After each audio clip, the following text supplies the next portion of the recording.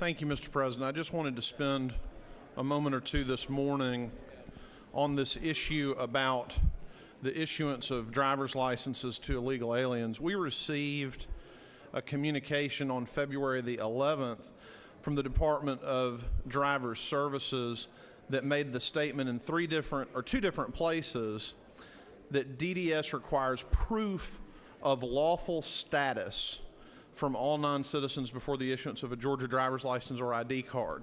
And I think the language that we use in this debate is extraordinarily important. So let me just walk you through it very quickly to explain why that is not accurate. Federal law defines alien as any person not a citizen or national of the United States.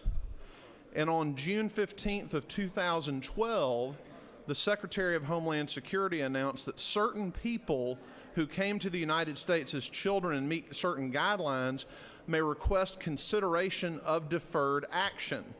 Now, the United States Citizenship and Immigration Service makes it clear that deferred action does not provide lawful status. What it does do is it provides lawful presence, arguably. But deferred action does not confer lawful status upon an individual. It does not confer lawful status upon an individual, nor does it excuse any previous or subsequent periods of unlawful presence. And it's important to state again, this is coming from the same federal department, apart from the immigration laws, lawful presence, lawful status, and similar terms are used in various other federal and state laws.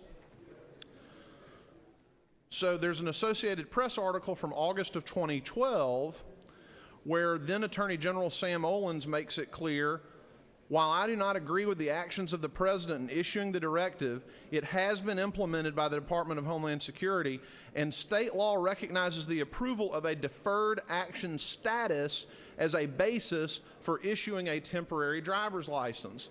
So you have an illegal alien with deferred action receiving Georgia driver's licenses. That was clearly stated in August of 2012. And a Georgia Department of Driver Services spokeswoman said, quoting from the same article, that Georgia law considers those with deferred action eligible for driver's licenses and that the agency would issue them unless it got other instructions. So that's why this Georgia Senate passed last year Senate Bill 6 on a 37-17 vote, because it would have changed Georgia law to create a special class of driver's safety cards for those illegal aliens with deferred action. So I just want to be very, very clear, despite what you heard on February the 11th from the Department of Driver Services, it is not correct to say that the only people receiving driver's licenses are those with lawful status.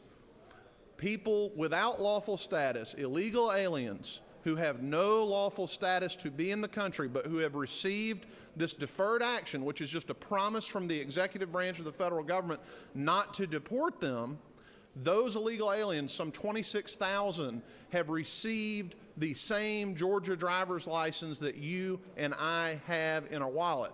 The only difference is the phrase limited term appearing at the top of the license. So I just wanted to make that very clear for this Senate body.